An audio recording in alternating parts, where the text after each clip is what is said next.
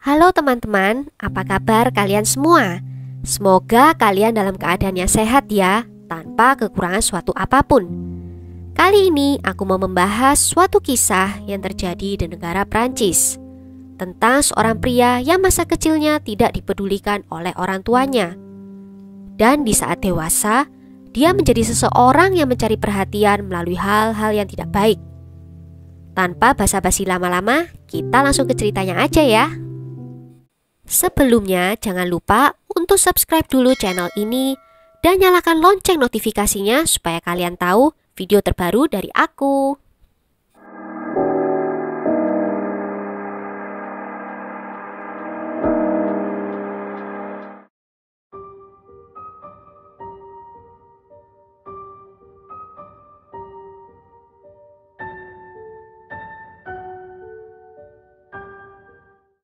Thierry Paulin lahir di Fort-de-France, Martinique pada tanggal 28 November 1963.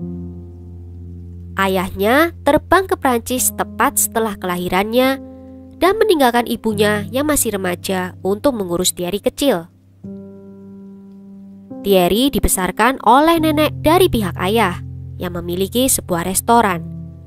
Dan neneknya ini diduga kurang memperhatikan cucunya. Ketika Thierry berusia 10 tahun, akhirnya dia pindah untuk tinggal bersama ibunya yang sudah menikah lagi.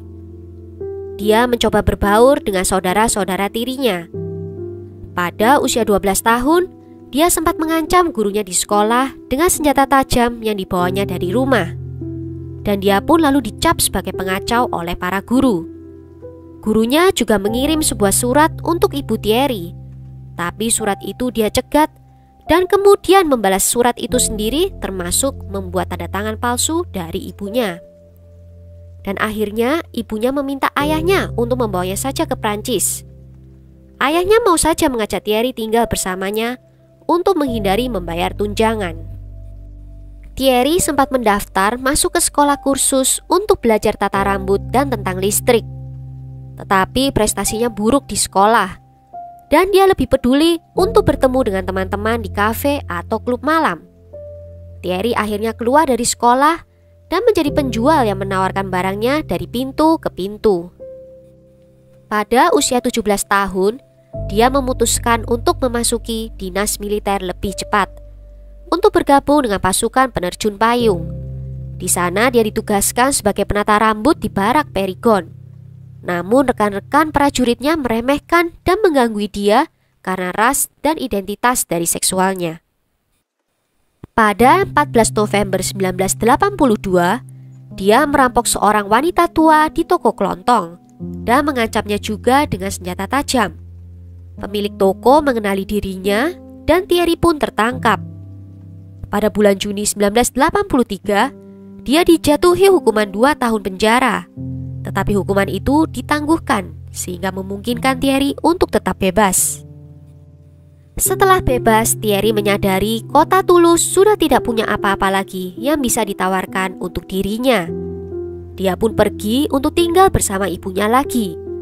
Kebetulan dia mengetahui kalau ibu dan keluarganya sekarang tinggal di Nanterre, pinggiran barat dari kota Paris. Dia lalu pergi ke sana untuk tinggal bersama mereka. Sayangnya dia disambut dengan dingin dan hubungannya dengan keluarganya tidak lancar. Thierry bekerja sebagai pelayan di Paradis Latin, sebuah klub malam yang terkenal dengan pertunjukan kabaretnya.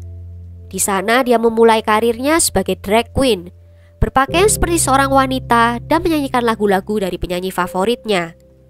Ibunya pernah diundang untuk menonton pertunjukannya, tetapi ia langsung pergi meninggalkan klub setelah beberapa detik pertunjukan dimulai.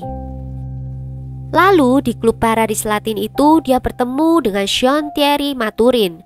Mathurin yang berusia 19 tahun, lahir di kota Guyana, Prancis. Dia adalah seorang pecandu obat-obatan.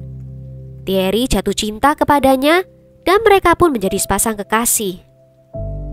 Pasangan ini menghadiri pesta yang tak terhitung jumlahnya dan dikenal di hampir semua tempat top di Paris.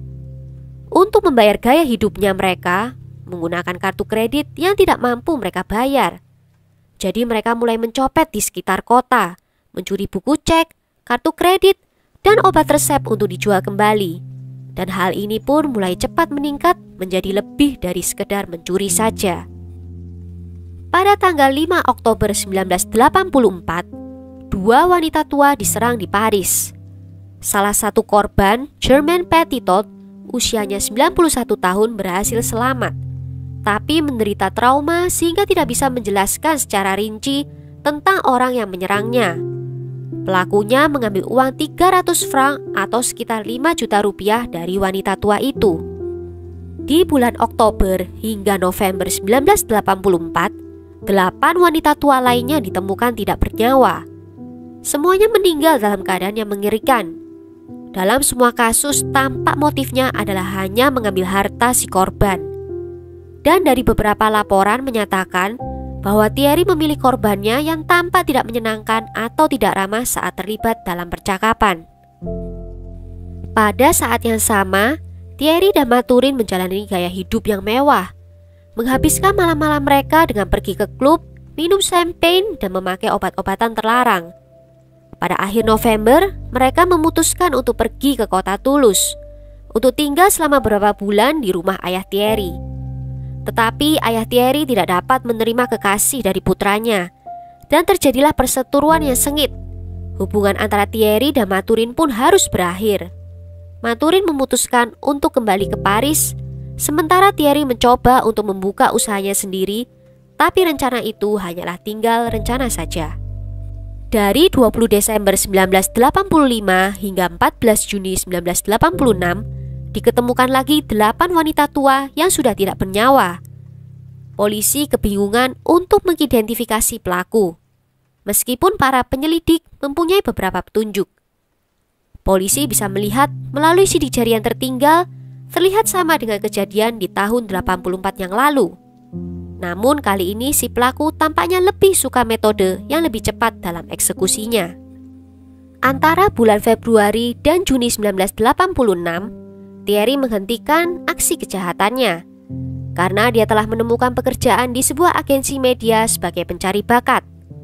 Akhirnya dia memiliki penghasilan untuk mempertahankan gaya hidupnya. Sayangnya perusahaan itu bangkrut pada Mei 1986 dan Thierry pun harus kehilangan pekerjaannya. Pada musim gugur di tahun 1986, Thierry menyerang salah satu dari pengedar obat-obatan yang menjadi langganannya. Orang yang diserang itu pergi untuk melapor ke polisi, dan Thierry pun ditangkap. Thierry dijatuhi hukuman 16 bulan penjara untuk penyerangan tersebut. Setelah dibebaskan, Thierry mengetahui dirinya terkena HIV. Dan karena dia merasa kalau dia akan segera meninggal karena sakit yang dideritanya, dia pun menjadi seperti berpacu dengan waktu dalam melakukan pembunuhan. Mengetahui bahwa dia berada di ujung akhir hidupnya karena penyakitnya, Thierry menjadi orang yang hedon. Dia menghabiskan waktunya dengan membuat pesta yang mewah dan menghabiskan banyak uang untuk membayar pesta itu dengan kartu kredit dan cek curian serta dari hasil merampok. Pada tanggal 25 November 1987, Thierry mengambil nyawa dari Rachel Cohen yang berusia 79 tahun. Di hari yang sama juga, dia menyerang seorang wanita tua lain yang bernama Berthe Vinalteri. 2 hari kemudian, dia menekan leher dari Genevieve Germont hingga meninggal. Dan itu menjadi korban terakhir dari Thierry. Saat Thierry merayakan ulang tahunnya yang ke-24, salah satu korbannya, Berthe Vinalteri, tiba-tiba pulih dan mampu memberikan deskripsi yang akurat tentang pelakunya. Dia menyebutkan pelaku sebagai seorang pria ras campuran berusia 20-an dengan rambut seperti Carl Lewis dan memakai anting di telinga kirinya. Dan akhirnya pada tanggal 1 Desember, Thierry ditangkap saat berjalan oleh seorang inspektur polisi, Francis Jacob. Polisi ini mengenali melalui deskripsi dari Vinalteri. Setelah 2 hari ditahan, Thierry mengakui semua perbuatannya. Thierry juga mengaku adanya keterlibatan dari partnernya Mathurin di kasus-kasus awal. Dia dituduh melakukan 18 kasus pembunuhan, tapi Thierry sendiri mengaku kalau dia bertanggung jawab atas 21 kasus. Dia pun langsung dikirim ke penjara menunggu persidangan. Selama di tahanan polisi, Thierry bertingkah seperti orang terkenal. Dia meminjam uang dari keluarganya untuk membeli semua surat kabar dan mengumpulkan artikel tentang kasusnya. Dia pun tampak tidak peduli tentang pembelaan yang dilakukan oleh pengacaranya. Malahan terlihat senang dengan popularitas yang didapat dari kejahatan yang dia lakukan. Di awal tahun 1988, Thierry mulai merasakan efek dari sakit AIDS yang dideritanya. Dalam setahun, dia dirawat di rumah sakit dalam keadaan hampir lumpuh. Dia juga menderita tuberkulosis dan meningitis. Dan Thierry pun akhirnya meninggal pada tanggal 16 April 1989 di rumah sakit penjara Fresnes saat usianya masih 26 tahun. Hanya Maturin yang diadili untuk 9 serangan yang pertama. Dia dijatuhi hukuman seumur hidup ditambah 18 tahun dengan pembebasan bersyarat. Dia dipenjara sampai Januari 2009. Sementara Thierry secara teknis tidak pernah dihukum atas kejahatan yang dilakukannya. Sekian dulu kisah kali ini. Bagaimana menurut kalian tentang kasus dari Thierry ini? Menurut kalian, apakah dia sudah mendapatkan hukuman yang setimpal? Tulis ya di kolom komentar. Akhir kata, terima kasih karena sudah menonton video ini sampai akhir. Sampai jumpa di video berikutnya. Bye-bye.